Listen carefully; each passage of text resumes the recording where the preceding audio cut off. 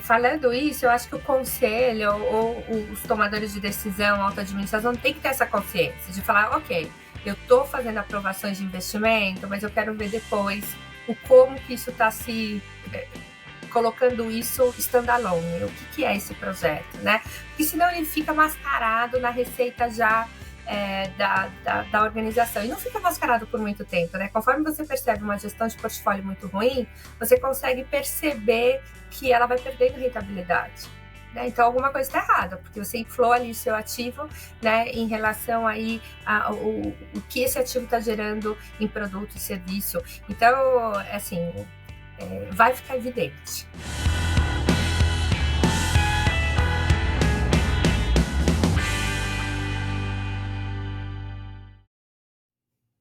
Olá, amigos do Capital Projects Podcast. Eu sou o André Schoma e estou aqui para mais uma conversa aberta sobre os desafios da gestão de projetos de capital. Nós sabemos que gerenciar um portfólio de projetos, programas e diversas iniciativas sempre é um desafio muito grande para qualquer gestor e para qualquer organização. E garantir o alinhamento estratégico também coloca um outro desafio sobre qualquer carteira de projetos. E para falar sobre esse tema tão relevante em um ambiente projetizado, eu tenho o prazer de receber aqui hoje a Juliana Pan. Ela é especialista em gestão de projetos de capital e estratégia de negócios, é doutora em administração pela Universidade de Bordeaux, na França, com mais de 18 anos de experiência liderando projetos complexos, incluindo implementação de PMOs e a gestão de portfólios plurianuais significativos.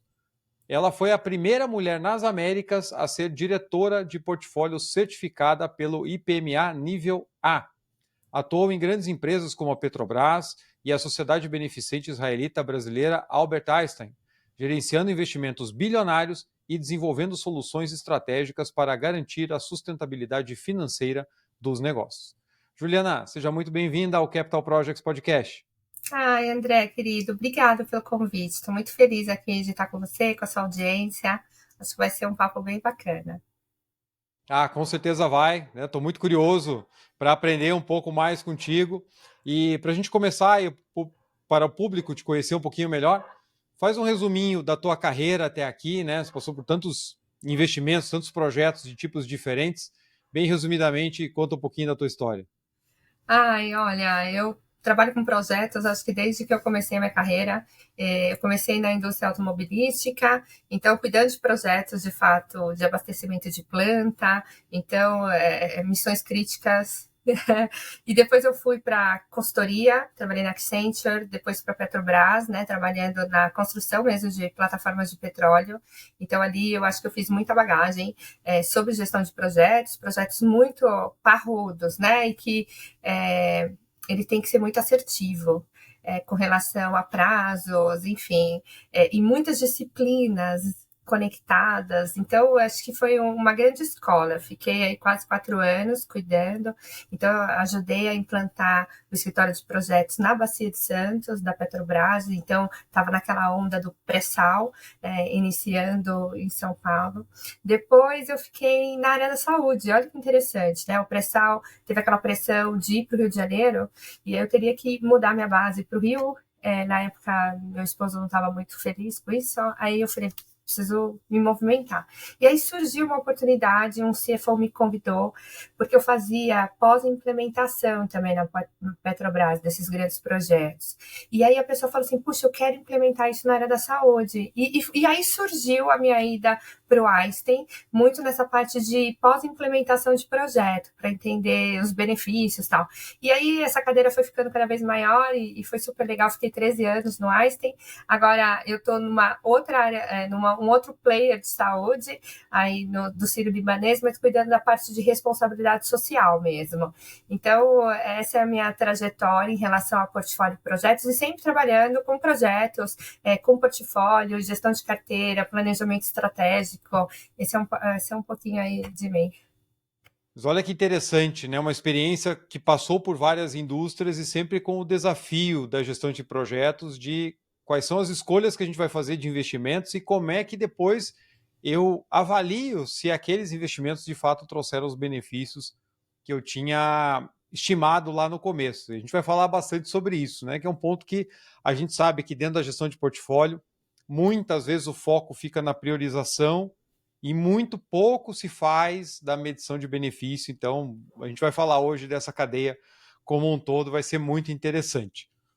Você, né, com essa experiência ampla de projetos de vários tamanhos e complexidades diferentes e indústrias diferentes, a gente sabe que fazer uma avaliação no momento de priorizar uma carteira, de você individualmente avaliar a viabilidade de projetos de capital, sempre é um desafio muito grande, porque tem várias premissas em jogo que você vai trabalhar com aqueles dados na medida em que eles estejam disponíveis, e o que não está, sempre você tem as projeções, ou você lida com números internos, mas sempre tem uma expectativa. Olha, eu acho que o mercado vai se comportar dessa maneira e o nosso resultado, então, vai ser esse aqui. Inclusive, já trouxe esse tema aqui no podcast, falando dessa complexidade e que muitas vezes, muitas análises de viabilidade, elas têm um viés otimista muito forte e acabam não representando o risco real do projeto. E aí depois a gente vê, né, o tanto de problemas que a gente encontra aí de maneira geral.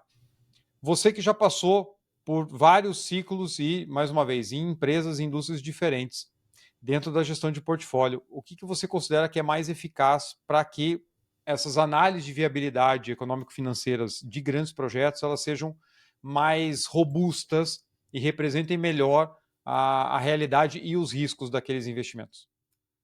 Eu acho que para fazer a análise de viabilidade econômica, acho que a gente não foge muito dos grandes indicadores e métodos, né? Análise de fluxo de caixa, né? E eu acho que quando a gente fala em fluxo de caixa descontado, né? Que a gente envolve a projeção do fluxo gerado futuro, né? E a gente desconta isso a uma determinada taxa para entender qual o valor presente líquido, qual a taxa interna de retorno. Eu acho que o grande ponto é quais as premissas que a gente adota na modelagem. Né? E foi isso que você trouxe, né? As grandes falhas é como que eu estou assumindo as premissas, assumindo aquilo como verdade para fins de planejamento, né? E eu falo, independente do setor, errar algumas coisas de produção, volumetria, não entender o mercado, o quanto que de fato esse investimento vai custar, como isso vai ser os custos operacionais relacionados a esse produto ou serviço, eu acho que é o grande ponto. E assim, tem muitas pessoas que entendem já de viabilidade, eu não vou explicar os conceitos, mas é muito entender assim, o contexto onde você está inserido, entender o seu mercado. Isso é muito importante, né? Porque isso que vai te drivar em relação a volume, quem é a demanda, quem é o público-alvo, né? E você ir conseguindo fechar essas premissas para o modelo, né? A WOC do projeto, né?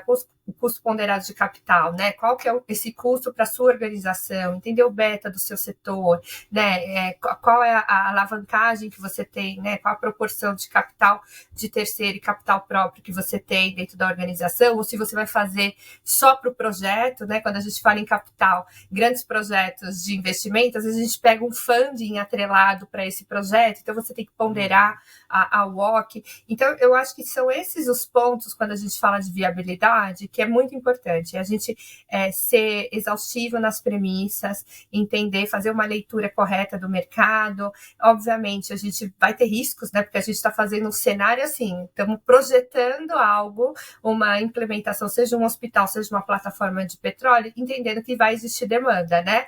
E como que você coloca isso no modelo? Porque eu falo, Excel aceita tudo. O problema é a prática, né? Então, quando a gente fala sobre viabilidade de projetos, é também pegar arcabouços de projetos que foram similares, né? Buscar lições aprendidas deles, discutir isso com o time. Eu acho que é fazer as perguntas corretas quando você está fazendo um modelo econômico, né? Pensar e falar assim, quais são os drivers disso aqui que pode dar problema? E, obviamente, usar modelagens determinísticas, usar modelos de sensibilidade. Então, sensibilidade eu adoro, eu faço sensibilidade muitas variáveis dentro do modelo, né? Seja de produção, seja de custo variável, seja de despesas de D&A. Então, para você entender assim, puxa, que é mais sensível nesse projeto que eu tenho que ficar de olho.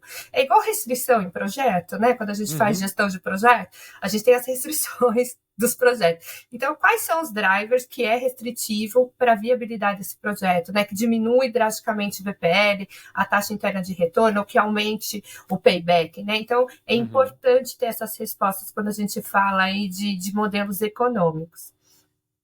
Não sei se eu me fiz entender, tá bom, André? Por favor. Não, com certeza, foi bem completa a tua resposta. E com relação a esses indicadores, né, um ponto que assim sempre me preocupa muito, há muitos anos já, e eu conversei um pouquinho disso, né, com a Clarice Alves lá atrás, quando a gente gravou a respeito desse viés otimista de avaliações econômicas de projetos, que é uma coisa que eu sinto falta na minha prática, né, e no meu contato com executivos, é o quanto de fato a empresa está considerando esse ponto importantíssimo que você trouxe das lições aprendidas dos projetos similares para dentro dessa modelagem. Porque fora toda a complexidade de tudo isso que você trouxe e estudar alavancagem, o que é melhor para esse projeto, ou de repente a gente vai financiar ele à parte, ou então, enfim, né, ele vai carregar um pouco mais de risco ou não, vai carregar um pouco mais de peso para a organização ou não. Mas aí, quando a gente olha a parte de resultado de projeto, o que a gente vê de mercado em maneira geral, em diversas indústrias, é que os resultados são normalmente bem abaixo da média, né, para não dizer assim, os resultados são muito ruins na média. E quando isso se junta, a gente normalmente tem um cenário de tempestade perfeita para o modelo econômico, porque o projeto atrasa muito, então você demora muito para ter a receita vindo daquele investimento. O estouro de CAPEX é uma constante, né? Só varia um pouco o tamanho desse gap, mas costuma ter aí tanto de variações de 15, 20, 30% até 80, 100, 150% de estouro de CAPEX, ou às vezes até mais. E depois você não consegue entregar todos os benefícios que tinham sido previstos. Então, se a gente olhar pesquisas, por exemplo, pelo lado do Edward Merrill, lá da IPA, ele vai dizer que dos megaprojetos, a cada 3, 2 fracassam muito. O nível de produção de novos projetos, às vezes, chega na média a 60% do planejado, tem casos bem piores que isso, né?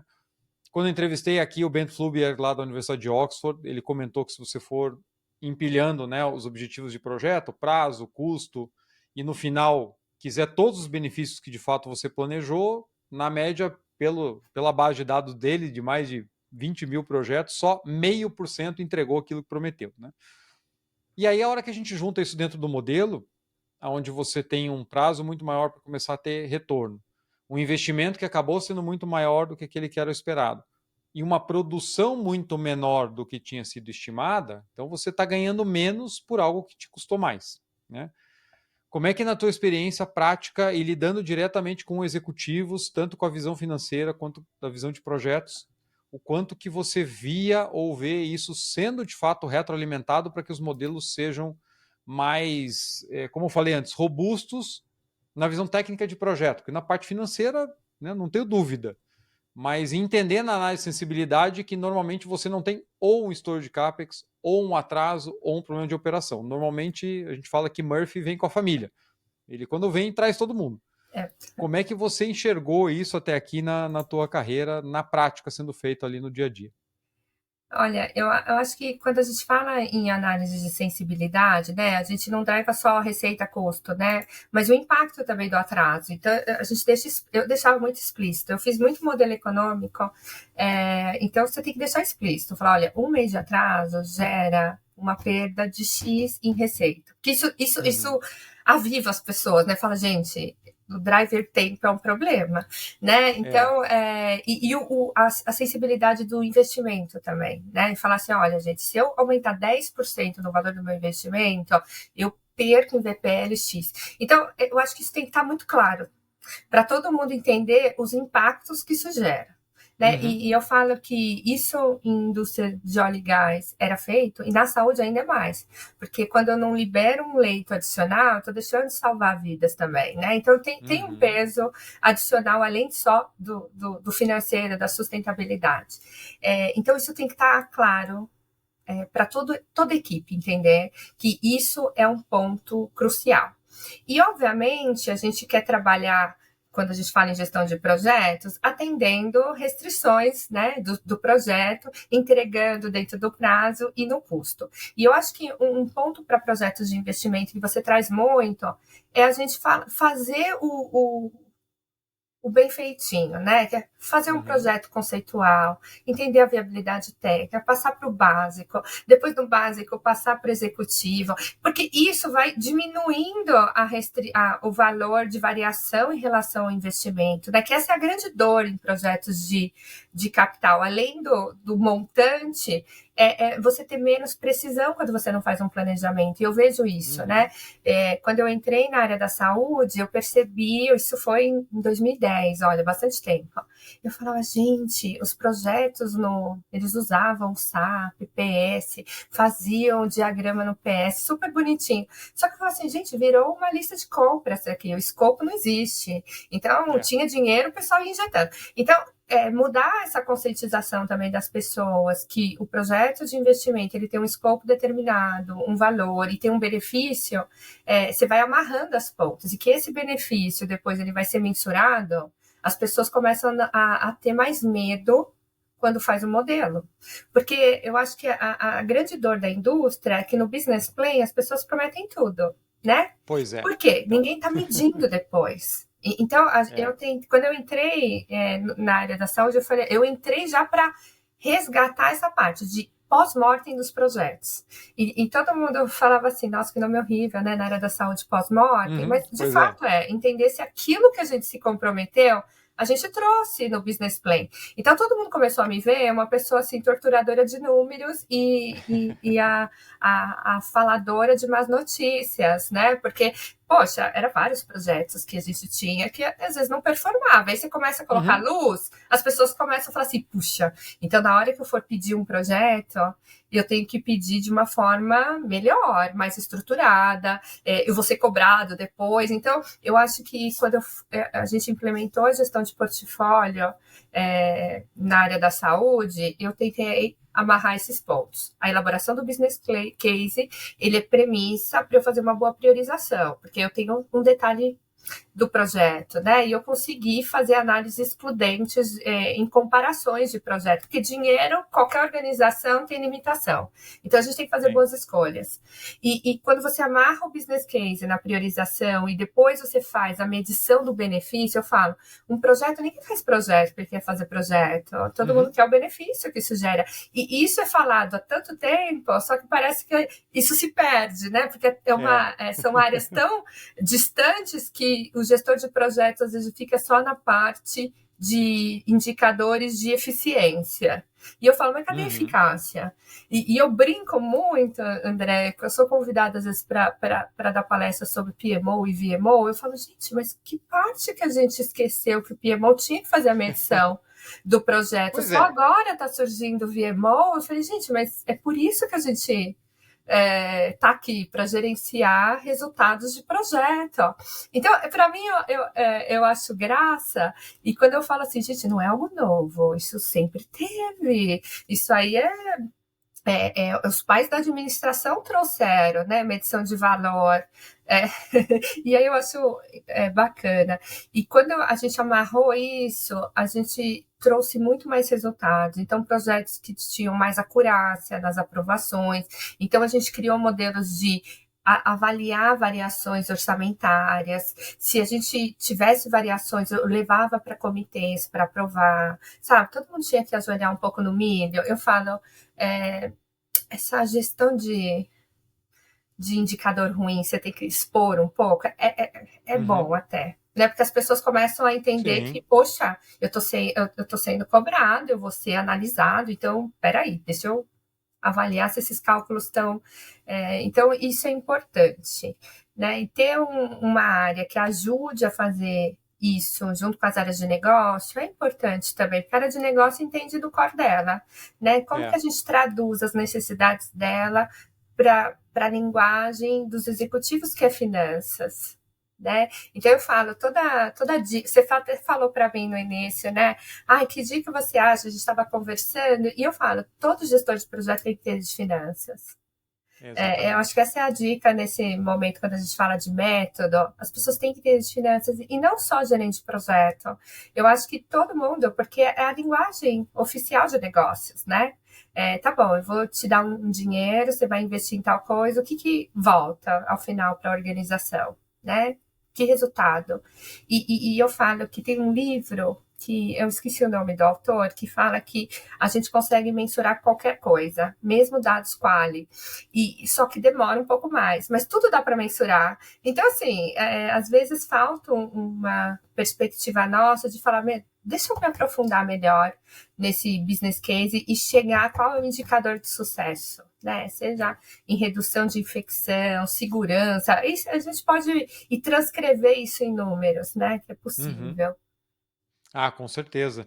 E isso, como você trouxe, quanto mais robusto tiver o teu business case, e quanto mais ele puder responder perguntas a respeito daquela iniciativa, daquele projeto, daquele investimento, mais preparado ele está para enfrentar os riscos naturais da implantação e para entregar os resultados mais próximos daquilo que a gente espera, né? Então, Exatamente. começa realmente lá no nascer do projeto, da ideia, do objetivo. E aí é extremamente importante, como você comentou, das equipes de projetos, gerentes de projeto, entenderem os porquês das organizações, entenderem a linguagem do negócio, porque tudo que está sendo feito tem um objetivo de negócio que não é a entrega daquele produto ou serviço em si, mas sim o que a organização vai ganhar com aquilo, que pode ser financeiro, pode ser, né, N outros fatores que nós conhecemos, mas se você não entender o porquê que você está sendo demandado para aquele projeto, você não vai chegar no melhor como fazer, né? Exatamente. E vai também sofrer com outras quebras de comunicação que a gente vê tanto de, poxa, mas o business não entende a complexidade de se fazer projeto e o business reclama que a equipe de projetos não entende por que o business precisa daquilo e fica colocando entraves no meio do caminho. Então, quanto melhor essa integração, mais bem estruturado o projeto nasce. E isso ajuda todo mundo, né? Falando de iniciativas diversas e concorrentes dentro de uma gestão de portfólio, um momento super crítico e que todo mundo sofre com as dores, e que estamos em abril, mas logo, logo já começam as histórias de orçamento 2025, que dá calafrio em todo mundo. Todo profissional recebe aquele e-mailzinho, olha, vai começar o ciclo, precisa cadastrar as iniciativas e tal, né? A galera começa a ficar sem dormir. Como é que você trabalhou, né, tem trabalhado ao longo desses anos o processo de priorização de investimentos em carteiras tão significativas, né, como as que você trabalhou, e o que você viu que funcionava bem ou funcionou melhor na hora de conseguir fazer essas escolhas num momento onde muitas das iniciativas estão numa fase muito embrionária ainda e vão competir com projetos que às vezes estão quase que prontos para serem executados. E numa concorrência por verbas e por equipes que são extremamente restritas, muito menores do que a vontade da organização de empreender. Eu acho que os primeiros pontos, André, a gente entender com clareza as questões críticas quando a gente fala de gestão de portfólio de CAPEX. Né? Uhum. Acho que a primeira coisa é entender alinhamento com a estratégia. Se cada projeto ele está bem amarradinho com as aspirações, a visão de futuro dela. Olha, esse projeto ele vai ser feito para eu expandir tal coisa, porque eu quero aumentar esse volume nesse segmento. Né? Então, tem que estar amarrado com o alinhamento estratégico da organização, definir a métrica de sucesso, esse é o ponto, alinhamento. Depois a gente vai balancear o portfólio, né? Que é entender os trade-offs. Quais são os critérios objetivos que eu vou estar utilizando para fazer a avaliação? Então, eu posso simplesmente virar para você e falar assim: olha, vamos olhar lentes de custo-benefício. Isso é óbvio, né? Quanto vai custar o projeto, quanto que ele vai me gerar de caixa. Mas eu posso olhar risco desse projeto versus o retorno. Sustentabilidade dele versus lucratividade. Aí eu tenho inovação versus conformidade. Então você vai escolher lentes que façam sentido para a sua organização e você vai utilizar essas lentes como método de avaliação. Então, custo-benefício, a gente já falou há pouco sobre modelagens financeiras. Análise de risco, a gente vai fazer análise de Monte Carlo, entender quais são as variáveis que geram impacto para o modelo, né? E obviamente, para a gente conseguir ter uma escolha mais informada, né? Com relação ao projeto e entender dentro da organização qual é a tolerância de risco que ela tem. Né? Porque tem organizações que elas não são tolerantes a risco. Então, assim, eu expor a organização demais também é um problema. Então, entender os critérios, né? Eu acho que alinhamento, critério. Depois, entender o balanceamento de recursos. Aquilo que você falou. Poxa, eu tenho projetos andando. Se eu tenho projetos andando, ele está alinhado, está dentro do prazo, eu não posso simplesmente cortar, né? Projetos de capital, ele tem essa questão. Você começou, você ter ele como custo afetado é um problema. Então, você não vai cortar. Então, você vai carregar ele como um carry-over dentro do seu portfólio. Então, você vai considerar isso. E aí você sobra uma parcela do dinheiro que vai disputar entre expansões e sustain. E quando a gente olha expansão e sustain, são indicadores totalmente diferentes, né? A sustentação da planta, do modelo, da infraestrutura em si, você vai usar indicadores como o OEE, por exemplo. Eu adoro. Eu falo que eu aprendi o OEE na parte de engenharia na área de petróleo, só que eu trouxe a eficiência global do equipamento para a área da saúde, né? Para a gente conseguir medir eficiência e eficácia daquele ativo. E por que eu falo que eu quero entender qual a disponibilidade do ativo, qual é o desempenho dele, qual a qualidade que ele tem, né? Então, a disponibilidade mede a porcentagem do tempo que esse equipamento está em produção, né? Ele está disponível para operar. O desempenho é a velocidade que ele está, né? Com a velocidade teórica, quando você compra o equipamento, você coloca aquela planta produtiva. E a qualidade, se ele está tendo uma proporção desse serviço ou desse produto bem, né? Sendo feito de forma satisfatória, como o planejado. E por que isso? Porque às vezes eu tenho planta que é tão bem cuidada, que tem um OE tão bom, ou um equipamento, né, que eu tenho em indústria de saúde, que, poxa, a manutenção está indo bem, mas o equipamento, em tese, contabilmente, ele já depreciou. Mas está rodando. Então, assim, eu não preciso investir agora. Né? Eu posso pegar esse dinheirinho dessa sustentação e colocar em outra cestinha de expansão. Então, quando a gente pensa em critérios de sustain e critérios de expansão, a gente tem que falar assim, os critérios eles são uma forma de dar isonomia para as comparações. E não ficar aquela coisa assim, a área que gritou mais levou. Não. Exatamente. Existem critérios, existem ponderações, e a gente pode discutir os critérios, a gente pode discutir os pesos, mas é assim que vai ser medido os seus projetos, né? Então, eu acho que isso é um ponto importante para depois a gente criar a gestão do pipeline. Quais são os portões de decisão? Né? Como que eu evoluo com esse projeto? A estruturação em si do projeto, né? Então, a ideia é cumprir orçamento e prazo desse projeto, entender o modelo de governança da organização, né? Porque, em tese, eu tenho que alinhar os incentivos. Eu falo que alinhar incentivos é interessante, né? Porque você cascateia essa decisão para todo mundo. Entender de rentabilidade de negócio, porque não é todo projeto que tem a rentabilidade que a gente gostaria. Principalmente em áreas estruturantes, por exemplo, indústria de óleo e gás, muitas ações que a gente coloca dentro do projeto é a fins de segurança. Eles são inegociáveis. Então, ele pode não se pagar, mas não tem como não fazer. E a mesma coisa para a saúde. Então, entender das rentabilidades, falar assim, puxa, isso aqui é necessário, mas o conjunto vai me ajudar a pagar? É importante, né, o gestor de portfólio ter essa noção de falar assim, puxa, como que eu estou jogando os ovinhos na cesta? E por último, né, entender os riscos e incertezas de negócio. Né? Porque o mercado, ele quer um gestor adaptativo, flexível, a gente fala tanto, né? Mas como que eu coloco isso dentro da gestão de portfólio? Né? Então, todo momento, eu tenho que olhar, olha, como que está a carteira dos meus projetos? Tem algo que eu consigo parar se teve alguma ruptura em relação ao mercado? Isso aqui eu consigo jogar mais para frente, os que estão andando eu vou segurar. Eu falo que eu fiz um esforço muito grande quando veio a pandemia. Acho que todas as empresas passaram por isso, né? Porque tudo mudou, né? E aí você teve que reformular todo o seu portfólio e falar assim, puxa, vamos dar uma segurada, vamos fazer o que é essencial. Então, ter essa rapidez de olhar o que dá para parar, o que não dá, é importante. Eu acho que cada vez mais esses espaços de tempo vão ser menores, né, André? Então, o gestor de portfólio, ele precisa estar olhando para isso. Quando a gente entende essas questões críticas, aí fica mais simples eu agrupar projetos com características semelhantes, padronizar entre si, que aí eu consigo criar cestas e critérios para eu comparar esses projetos. Porque é muito complicado um gestor de portfólio querer analisar, por exemplo, um projeto de sustentação e um projeto de expansão e falar assim, vamos comparar? Qual ganha?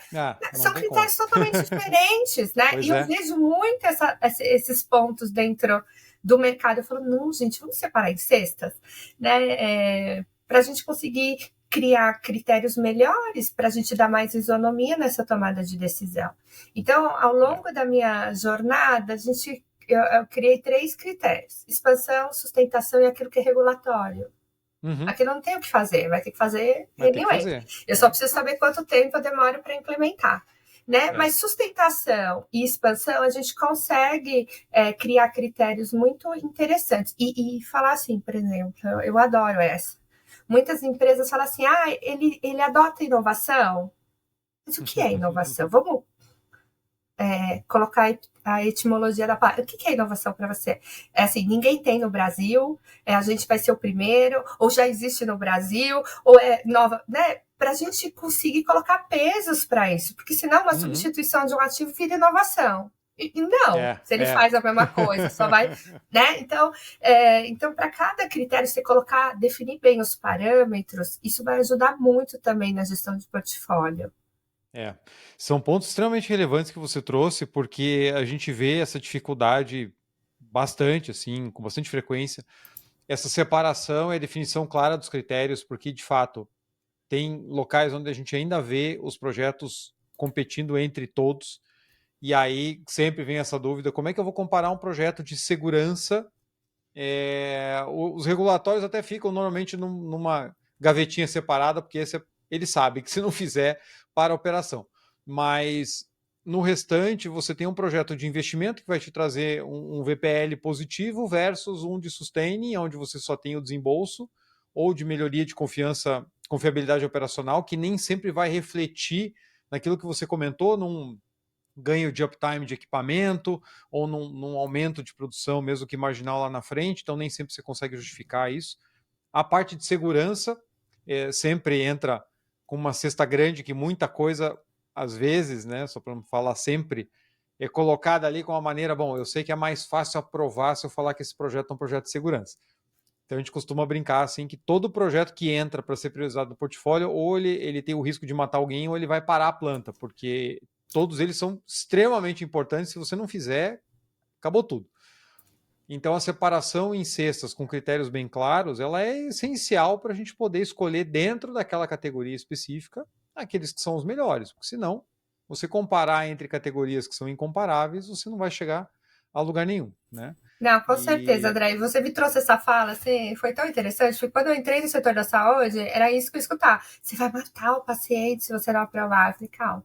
Então, entender do contexto da sua organização, assim, do setor que você está, é importante, porque aí te dá mais propriedade para você pensar em critérios que, de fato, consiga te dar essa isonomia. Porque senão as pessoas viram e falam isso mesmo. Não, tudo é segurança, ou tudo é regulatório, né? Porque sabe que isso vai passar por um fast track.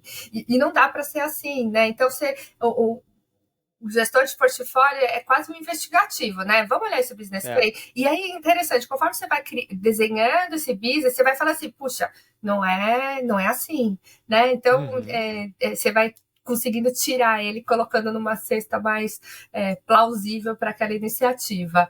Então, é bem isso. Acho que todo gestor de portfólio sofre com isso, viu, André? Sofre. E aí uma outra dúvida que eu queria aproveitar da tua experiência aqui, que tem a ver com isso, que é a questão do pessoal transferir a responsabilidade.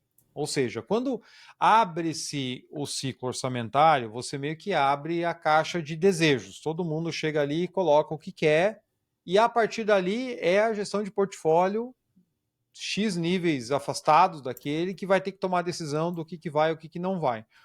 Ou seja, você não tem um perfil, um funil para gerar o teu pipeline. Você tem um grande bucket lá que todo mundo joga o que bem entender e que se vire a gestão do portfólio para poder priorizar. Né? E se arrancou da lista o meu projeto, a responsabilidade não é minha, é de quem tirou ele, porque eu pedi dinheiro para ele e não fui aprovado. Né? Como estabelecer níveis intermediários nessa gestão de portfólio, envolvendo a responsabilidade de coordenadores, supervisores, gerentes, etc., para que quando chegue para a gestão do portfólio fazer a última priorização, que ainda assim vai tomar bastante tempo, vai ser muito relevante, mas que já chegue filtrado para que você tenha mais tempo de qualidade para de fato avaliar projetos que têm maior potencial de seguir ou não. Porque isso é uma dificuldade que eu tenho visto com muita frequência. Assim, realmente uma caixa de pedidos. Né? E aí sobra tudo para a gestão do portfólio resolver, às vezes num prazo de 30 dias, com intermináveis reuniões, corta aqui, corta ali, daí vai para a próxima reunião, aquele que cortou tem que voltar, porque não é bem assim, porque né, vai matar alguém, vai não sei o quê. E aí fica aquele bolo e acaba meio que fechando por decurso de prazo e não por uma escolha final adequada. Como é que você enxerga esse processo? Eu acho que existe isso, mas tem que colocar os owners dentro da sala também para decidir, porque senão o gestor de portfólio, o PMO, o VMO, sei lá, área que vocês viram o vilão, que a culpa é de vocês, né? Eu pedi, e as pessoas se isentam também da responsabilidade. Então, é trazer todo mundo para jogo. E eu acho que um dos pontos é entender assim, quais os drivers de decisão para valores que vai ser considerado para expansão e sustento. Geralmente, as organizações, ela tem o valor de EBITDA, e esse valor de EBITDA, ele pode ser distribuído uma parte, né, para os acionistas, enfim, ou reinvestir dentro da organização. Então, a primeira coisa é entender assim, o quanto que essa organização quer reinvestir dentro dos resultados que ela obtém, ela quer reinvestir dentro da organização. A partir disso, você tem esse direcionador, né? Temos 300 milhões, temos 500 milhões, temos 700 milhões. Aí, desses 700 milhões, é entender assim, a base de ativos da organização. Né? O que ela tem que precisa substituir. Né? Aí vocês vão avaliar se é o critério contábil ou se vai ser OEE, enfim. Porque o que eu vejo nas organizações é que a gente vai começando a deixar ela obsoleta. Porque aí a gente faz tanta expansão e a gente esquece do ativo de sustentação dela. E não dá, né? Então, nos demonstrativos de resultado da organização, tem lá a linha de depreciação e amortização. O que quer dizer isso? Né? A gente precisa fazer essa reserva. Então, é primeiro entender isso, né? Dessa reserva, ok, eu vou fazer 70% da troca dos meus ativos, da depreciação, 80%, enfim. Sabendo que quanto menor esse percentual, mais obsoleto eu estou me tornando, né? Então, eu tenho que só... Tudo bem, tem momentos dentro da organização que você vai colocar mais investimento em expansão do que manter o quadro, mas não pode ser uma constante. E depois você vai ter o dinheiro de expansão. E desse valor, o que eu fazia? Com diversos negócios, eu olhava a rentabilidade de cada negócio. E com base nessa rentabilidade, a gente tentava distribuir. Falar, olha, a área de X vai ter isso. Vamos discutir como que a gente vai usar isso da melhor forma. E colocar os indicadores junto com o time para orquestrar. Entender, né? Para eles entenderem. Falar, ó, é isso, ok. O que é mais? Vamos... E eu colocava eles junto ao problema, porque senão fica fácil, né? As decisões, foi o outro. Não. O time aqui a gente vai decidir, a gente vai plotar, vamos colocar nos gráficos de bolha, entender qual projeto é mais elástico, quais não, entender os indicadores, porque conforme você vai colocando as lentes de projeto, isso também é interessante. Quando você olha alinhamento estratégico e VPL, ele te dá um tamanho de uma bolha lá, né? Quando você coloca no gráfico. Mas quando você olha, às vezes, investimento versus payback, às vezes o payback é super longo, mas ele tem um VPL ótimo. Mas será que esse é o mote da organização?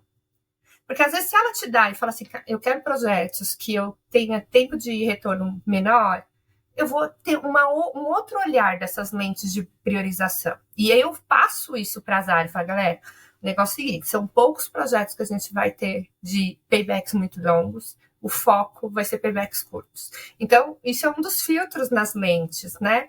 E colocar eles para discutir é importante, porque as coisas vão mais afinadas. E até quando a gente fala em projetos, parece bobo, tá?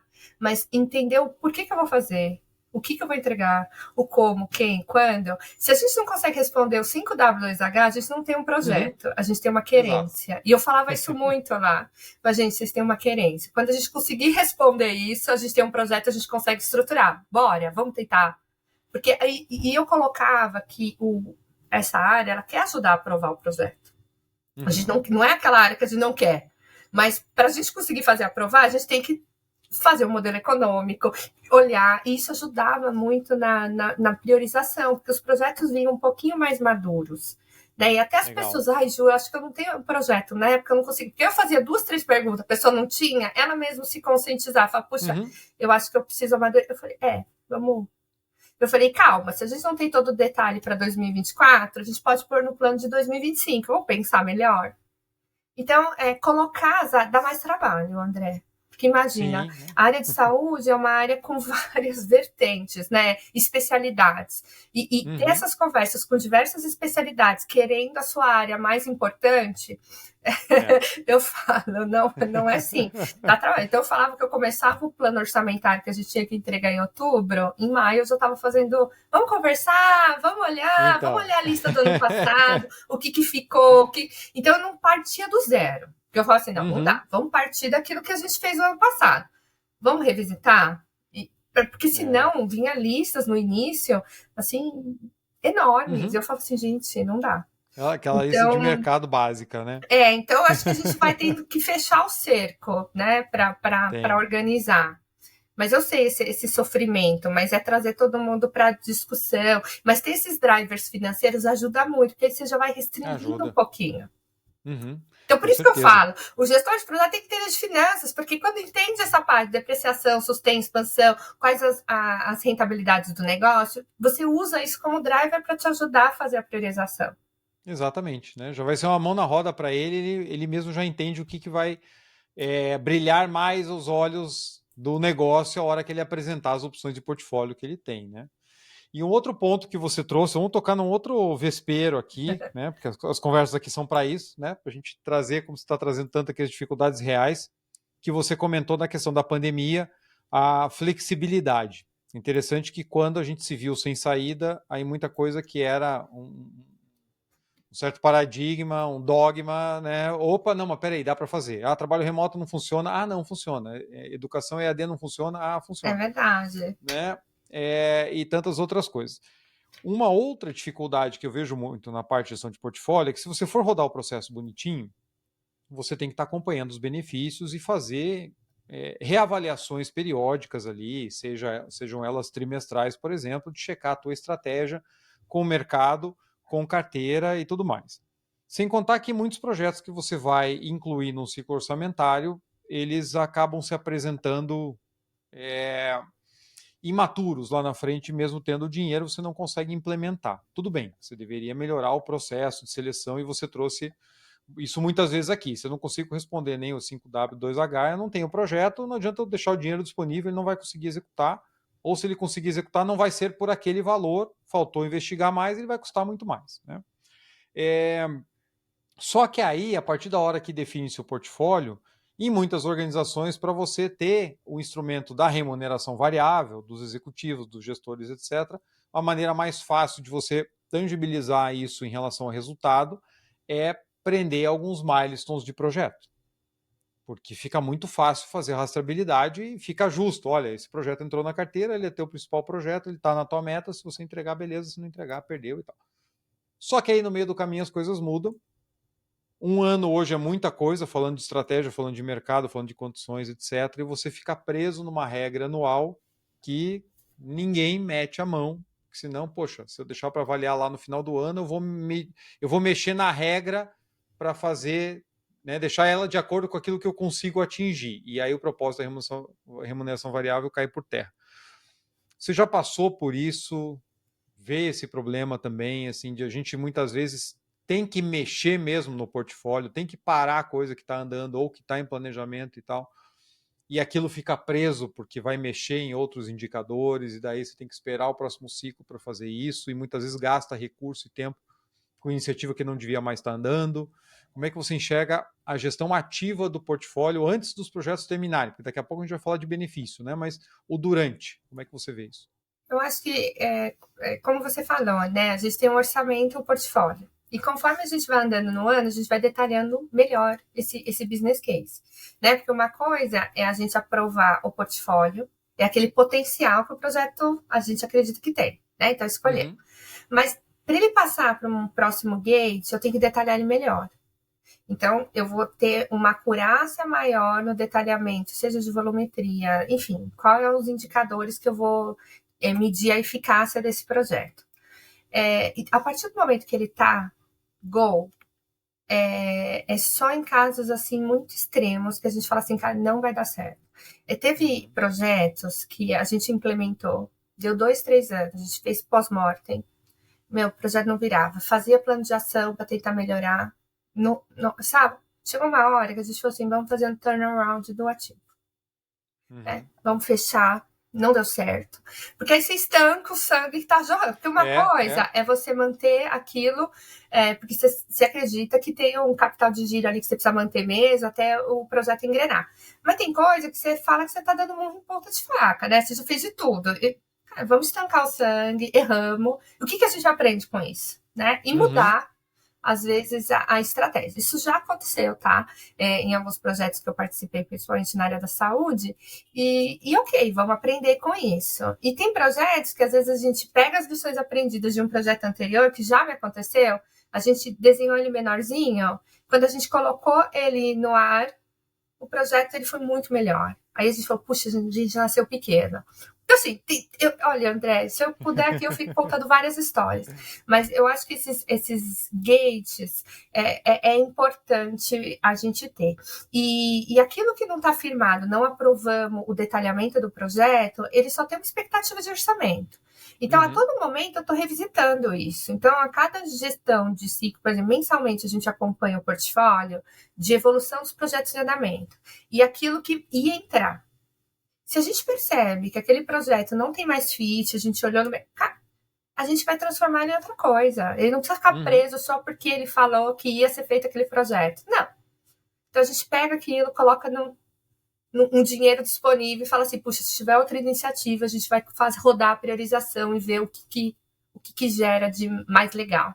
Então, eu acho que a organização ela precisa estar madura também com isso, né? Porque eu percebo que quando quem pede, ele vira quase o patrono daquilo, né? Ele pega o amor, o dinheiro é meu. Não, o dinheiro é da instituição. E se tiver algum projeto que é mais interessante, o mercado mudou, isso aqui não é mais tão interessante, não vou fazer.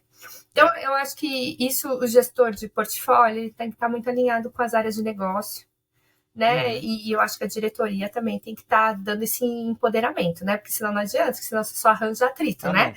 Então, isso tem que estar claro para todos os stakeholders como dá atrito. Vai funcionar, né?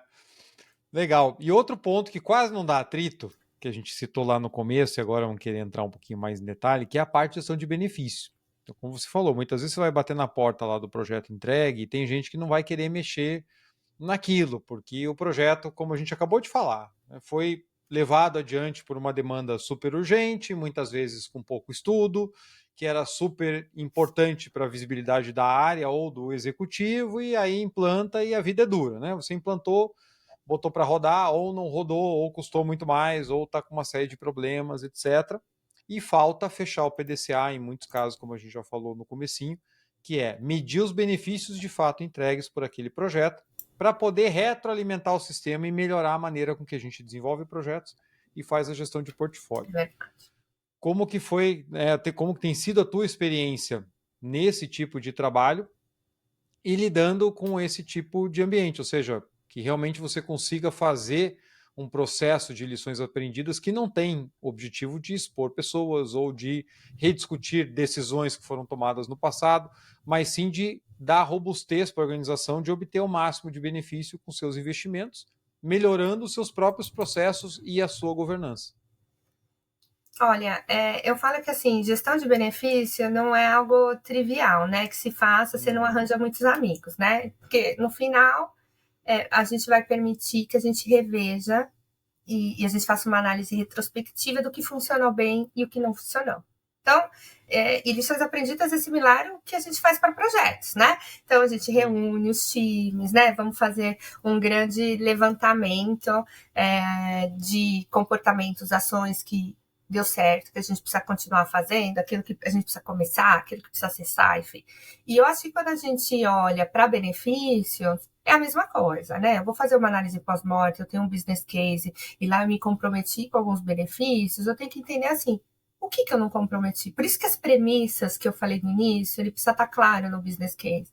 Né? Que premissas eu estou assumindo como verdade para gerar aquele benefício? Pode ser que as premissas não foram bem orquestradas e a gente vai melhorar isso no planejamento. Ou será que eu errei projeção de inflação, eu não fiz uma boa análise de mercado, eu não entendi o movimento dos players, né, dos concorrentes, enfim. Então, a gente tem que olhar isso e destrinchar mesmo essa experiência, né? Então, o objetivo é aprender e desenvolver, né? E, obviamente, fazer melhoria contínua. Então, o primeiro ponto é a gente desestimular que é para arranjar culpados, né? E eu falo muito isso, eu falo, ninguém acorda às 5 horas da manhã e fala assim, nossa, hoje eu vou errar. Nossa, ninguém, né? Então, assim, ninguém sai com essa índole. Então, assim, houve processos não tão bem desenhados e orquestrados dentro da organização que permitiu aquela falha, né? E eu falo muito isso com falha médica, assim, não falha médica, desculpa a palavra, com falha assistencial, né? Então, assim, tá bom, ninguém quer cometer um erro, mas a gente é humano, tá bom, o que a gente aprende com aquilo? E ter documentação de referência para eu olhar projetos, né? Os segmentos, eles são cíclicos. A gente, às vezes, não fala assim, hoje eu produzo uma unidade hospitalar, amanhã eu vou montar um foguete para a NASA. Não, os projetos são similares. Então, você consegue usar muito o arcabouço, né, do que a gente fez num projeto anterior, né? A gente cria essa referência.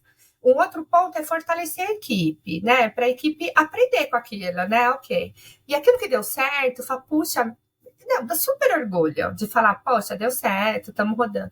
E aquilo que está fora um pouco, às vezes precisa de pequenas ações para corrigir a rota, né? Da gente falar assim, puxa, faltou isso aqui, vamos rodar um plano de ação e medir. Então, o pós-morte, eu falo que eu dava 6 meses para o projeto se estabilizar, para a gente medir a eficácia dele. E a partir daí, se ele estava muito descolado com o fluxo que a gente tinha proposto, a gente ia acompanhando a cada 3 meses, montava um plano de ação para ver se ele voltar. A partir do momento que ele seguia o ramp-up similar do que a gente havia projetado, aí a gente largava para operação, falava assim, puxa, o projeto deu certo, trouxe o que a gente imaginava. Então, ter essa sistemática, né, esse processo bem estabelecido de quando que vai ocorrer, então todos os projetos acima de X milhões, ele vai ter o pós-morte, a avaliação do projeto, ele vai ser submetido no conselho, e o conselho pede isso, né, porque não é uma questão de, poxa, é como a organização amadurece na maneira como ela faz as coisas. Então, eu acho que isso é super transparente, né? Fala, puxa, isso aqui não... Que não é sempre que a gente acerta, e tá tudo bem. Eu falo, a gente vamos acertar e vamos errar. Os erros, vou aprender com eles para não errar de novo. E projeto tem isso, né? A gente está insatisfeito com a nossa realidade e a gente vai transformá-la. Então, a gente não tem todas as variáveis na nossa mão, né? Por mais exaustivo que seja o planejamento, algumas coisas podem falhar, mas aí a gente vai curando isso, né? Então, ter o pós-morte eu acho que foi crucial para a gente comparar. Olha, o VPL da aprovação do projeto era X, aí a gente equaliza esse VPL por causa do tempo, né, que se passa, e fala assim, olha, o VPL poxa, tá dentro do range, não tá, ou o que que a gente precisa, porque eu tenho muitas aprendizagens, assim, em relação à gestão de benefício, né, teve muitas unidades que a gente implantou, que ela demorou muito mais o ramp-up para se pagar do que outras se pagou super rápido, então você vai falando assim, puxa, por mais que você vai capturando, às vezes você não consegue usar, replicar tão facilmente, né? Porque é modelo, né? Quando a gente fala É. agora de inteligência artificial, a gente percebe o quanto que para uma inteligência artificial rodar bem, quantos modelos ela precisa ter ali para ela fazer teste. Então, é a mesma coisa a nossa capacidade em relação à gestão de projetos e viabilidade econômica. São tantas variáveis, mas a gente vai tentando aprender com elas, né? Eu acho que é isso que os gestores de projetos precisam estar olhando, né? E a própria organização, porque senão a gente aprova um monte de projeto que não gerou caixa, aí depois lá na frente, 10 anos, 15 anos, a empresa está em colapso, ninguém sabe por quê. Gente, vamos Exato. quanto que a gente está investindo em capital, né? O quanto que essa relação mão de obra tá legal, não tá? Eu acho que tem tantos indicadores hoje que a empresa fornece aí para a gente tomar essas decisões que eu falo, poxa, quem não está mensurando o resultado aí tá pecando, deixando de aprender um monte de coisa. Pois é, o interessante é que a gente passa por tantos crivos e tantos critérios para poder pedir o dinheiro, né? Ajoelhar lá na frente dos acionistas, pedir, olha, vou investir aqui, vai ter tal retorno e tal. E aí, quando encerra, quando entrega, você não tem uma prestação de contas estruturada para dizer, não, ó, funcionou, não funcionou, por conta de A mais B mais C. Então, realmente falta uma parte do ciclo, né? A gente está sempre só a montante, aprovando, aprovando, aprovando e não está medindo de maneira estruturada lá no final, né? Mas olha, falando isso, eu acho que o conselho ou os tomadores de decisão, a alta administração, tem que ter essa consciência de falar, ok, eu estou fazendo aprovações de investimento, mas eu quero ver depois o como que isso está se colocando isso standalone, o que é esse projeto, né? Porque senão ele fica mascarado na receita já da organização. E não fica mascarado por muito tempo, né? Conforme você percebe uma gestão de portfólio muito ruim, você consegue perceber que ela vai perdendo rentabilidade. Né? Então, alguma coisa está errada, porque você inflou ali o seu ativo, né, em relação aí o que esse ativo está gerando em produto e serviço. Então, assim, vai ficar evidente. Né? Vocês podem não querer fazer pós-mortem dos projetos, gestão de benefício, mas uma hora vai aparecer e aí o que acontece? Esses gestores são trocados, porque a organização entende dessa dinâmica, fala, poxa, alguma coisa está errada. Né? Então, se a gente não faz esse trabalho, alguém vai fazer por nós, né? Alguém vai fazer por nós. Da pior maneira possível. E não vai ser legal. Não vai ser legal.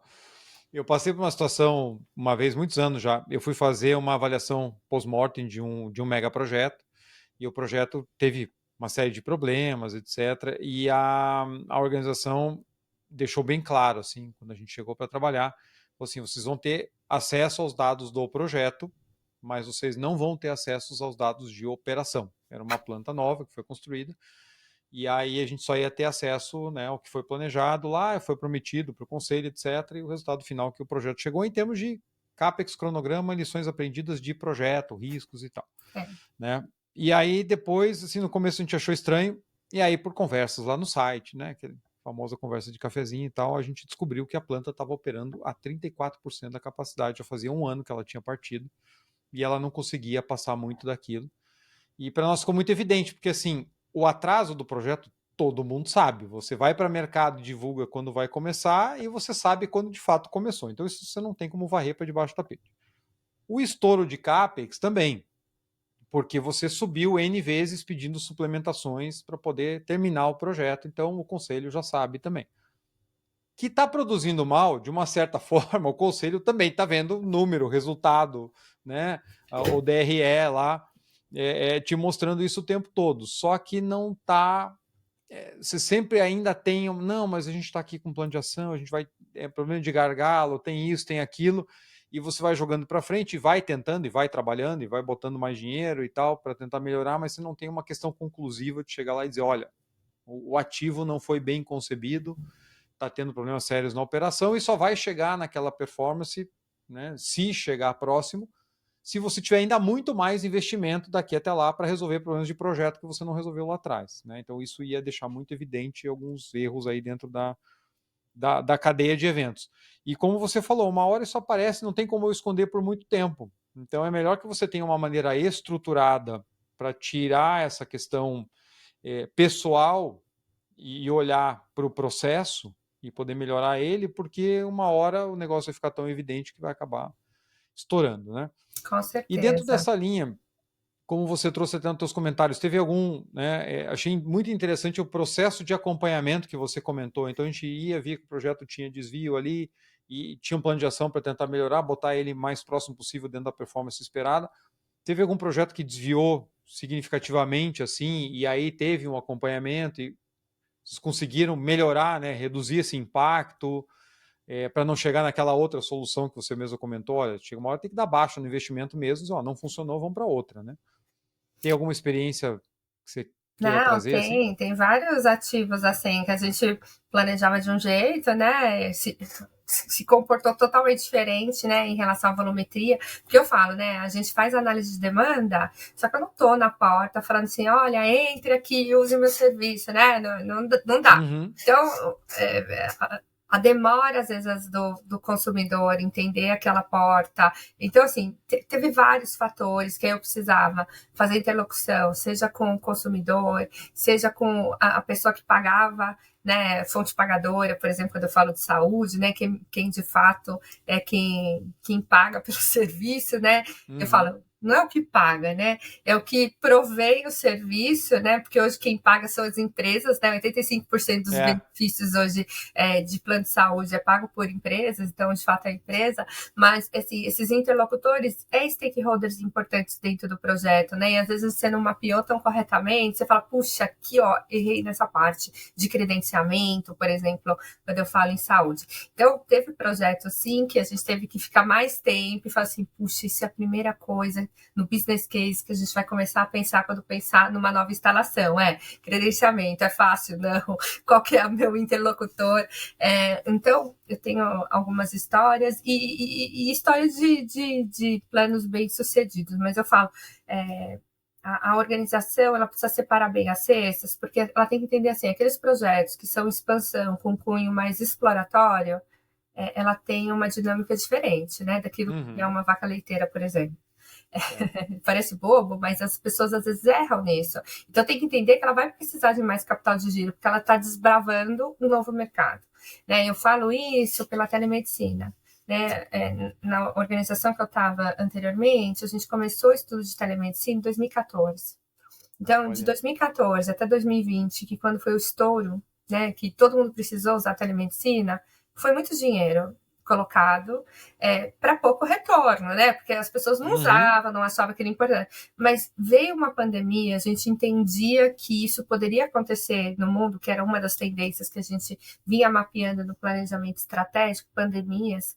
A gente falou assim, acho que é interessante. Então, esse gasto, uma hora vai surtir efeito. E em 2020 foi exatamente o que aconteceu. Foi um estouro tão grande que a gente pagou investimentos assim nos primeiros 3 meses, né? De todos os anos que a gente colocou dinheiro. Então, tem coisas que a organização fala assim, puxa, aqui é cunho inovador, eu vou aportar, eu vou colocar dinheiro sem esperar nesse momento um retorno, né? Então, por isso que separar as cestinhas e entender rentabilidades distintas é importante, porque aquelas vacas leiteiras vão precisar me ajudar a pagar investimentos aí mais de cunho exploratório.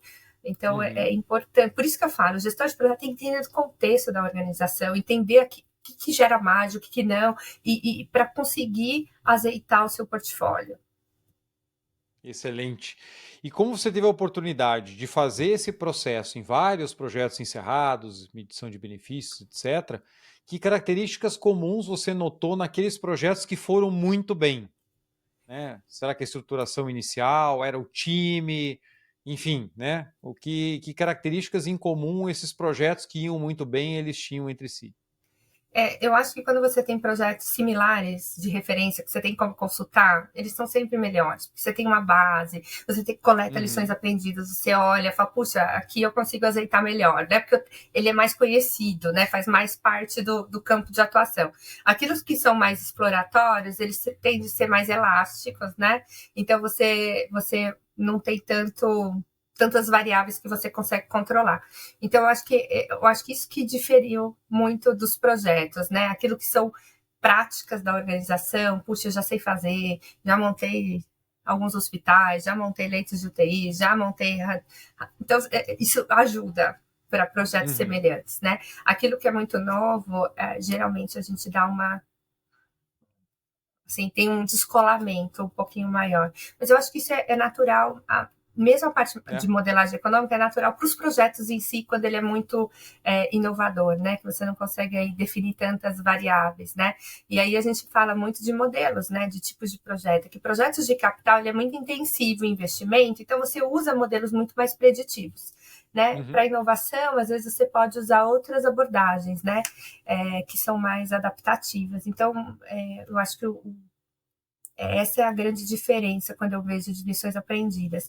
E eu acho que o time, assim, a partir do momento que você abre um projeto e você compartilha o que teve de acerto, de erro de projeto similar, todo mundo fica mais atento. Fala, puxa, isso aqui, ó, então, letrar o time também é muito importante. A gente esquece, né, de fazê-lo corretamente. Né? A gente traz todo mundo, porque a rotina come a gente traz todo mundo para o projeto e fala, vamos.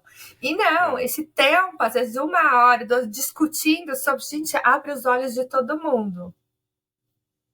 Isso traz o aprendizado da organização de fato para o dia a dia e não fica só na cabeça de quem fez. E como você falou, a partir da hora que eu entendo dentro da minha organização essas diferenças, porque é natural a gente entender o que você acabou de falar, né? Projetos que são mais repetidos dentro da organização, eu tendo a ter uma curva de aprendizado mais madura, o que significa que é mais fácil eu chegar próximo aos meus objetivos, porque eu já fiz aquilo N vezes. E outros que são mais diferentes do que eu estou né, acostumado ou mais inovadores, etc., eu vou ter uma diferença grande em relação a isso. Agora, quais são, né, como é que eu posso dizer assim, o grau de diferença entre um tipo de projeto, um intermediário, um muito inovador, entender muito de como é que funciona dentro dessa organização, me ajuda lá no primeiro ponto que a gente falou, da análise econômica, como você trouxe, que eu já sei que o meu modelo não pode ser confiando tanto que o resultado não vai escapar muito disso aqui, porque eu estou muito no limite, qualquer coisa inviabiliza esse projeto, eu entro com algo que traz muito mais risco, eu não vou chegar lá nunca, né? Então, É, olha como isso traz aprendizado, esse processo de fechar o ciclo que você está trazendo, medir benefício. Você melhora os times, você treina as equipes, você faz com que o conhecimento permeie dentro da organização, faz com que as pessoas que estão no projeto entendam do negócio e traz para o negócio a visão de resultados de projeto. Então, como você acelera o nível de maturidade da organização e, por consequência, os seus resultados por conseguir fazer esse ciclo fechar, né? Avaliando a gestão de benefícios. Então, isso é muito legal, muito rico, que o investimento grande já foi, né? O que você vai é colher aprendizado para melhorar ainda mais e não deixar com que isso se perca no fluxo ali na correria do dia a dia. É isso que eu falo, né? Quando a gente para e faz essas análises no papel, eu falo, meu, a gente pode errar tudo aqui agora, mas na hora da prática não dá, então a gente tem que Uhum. testar, pensar em cenários. Então eu falo muito, né? Além da análise de sensibilidade, é fazer cenário, né? Falar assim, puxa, se dá tudo errado, qual é a variável, né? Para deixar todo mundo ciente, até para tomada de decisão. Acho que o É. gestor de portfólio precisa dar isso, dessa clareza para os tomadores de decisão e falar assim: olha, o projeto ele é super sensível. Se a gente cair isso aqui, 10 centavos do câmbio, o projeto vai a. Dá essa visão, você compartilha o risco com todo mundo. E às vezes a organização não está afim de ter esse risco, né? Então já Uhum. te ajuda também. Então eu falo que só tem vantagens, só tem vantagens, lições aprendidas. Juliana, olha só quanta riqueza a gente está trazendo para essa conversa de trabalhar desde a visão de negócio transformada em projetos, projetos que são bem executados, se transformam em benefícios e como é que a gente traz isso acelerando para a organização. E eu tenho certeza que muita gente que está nos ouvindo ou nos assistindo agora quer se desenvolver mais nessa área, seja na gestão de projetos, seja na gestão de portfólio, enfim, na sua carreira dentro do gerenciamento de projetos, que é o tema do nosso canal. Que dicas você deixa para a nossa audiência aqui, para o profissional que quer saber mais, quer buscar mais, quer se desenvolver dentro dessa área? Olha, em relação à gestão de portfólio, entender aí de finanças, gente. Vamos aí estudar finanças, que eu acho que é a linguagem dos executivos. E eu acho que um ponto importante que a gente fala, o gestor de projeto, ele é um facilitador. Então, ele vai o tempo todo estar lidando com pessoas, com áreas, entendendo do negócio. Então, a parte técnica, vocês têm que entender do setor, do negócio onde vocês estão, mas as habilidades comportamentais também é super importante. É trazer todo mundo para jogo, né? Porque às vezes a gente fica sentado naquela cadeira assim que eu veto, eu aprovo, e a gente esquece que quem está de fato na operação é quem tem da dor, tal. Então a gente tem que ter empatia com essas pessoas, né, que estão tocando o negócio, que são os business units das unidades, tal. Então ter esse olhar empático, de se colocar à disposição. Então essas habilidades comportamentais eu acho que é super importante, porque isso você abre portas para te facilitar seu dia a dia, sabe? De você não receber uma lista de desejos, mas sim algo muito mais filtrado, as pessoas entendem. Então, eu acho que esses 3 pontos, né? Habilidades comportamentais, finanças, entender o negócio onde você está inserido, eu acho que é importante, ler material sobre isso. Maravilha, excelente, né? Entender melhor do negócio, entender da operação, de realmente quem está lá na ponta, ter habilidades comportamentais para isso, para poder trazer diferentes visões, entender as dores de quem está lá precisando daquele projeto, daquele investimento, ou as dificuldades de quem está tentando fazer o melhor dentro daquele investimento e não está conseguindo, e trazer isso, como a gente falou tanto, como aprendizado para a organização, para que ela melhore seus processos, melhore seus indicadores e no final seja mais rentável, sendo assim mais sustentável, criando mais valor de longo prazo.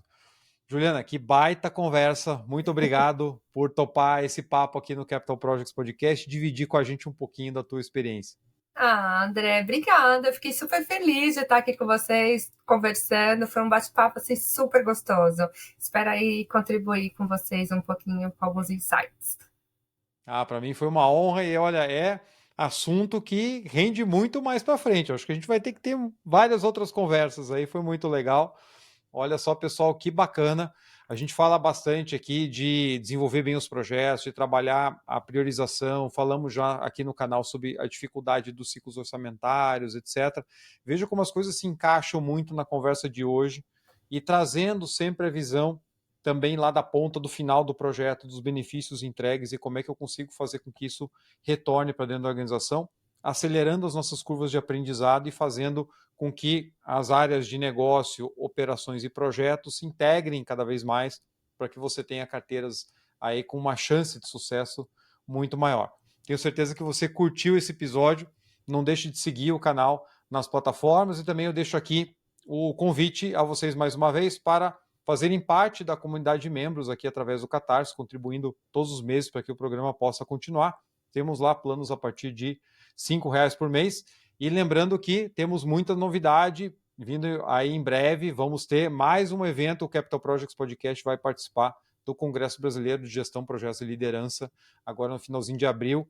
Então você vai ter muitos episódios saindo da gravação diretamente lá do evento e te convido a vir comigo aí para acompanhar essa nova série. Tá joia? Eu espero vocês no próximo episódio. Um grande abraço e até a próxima.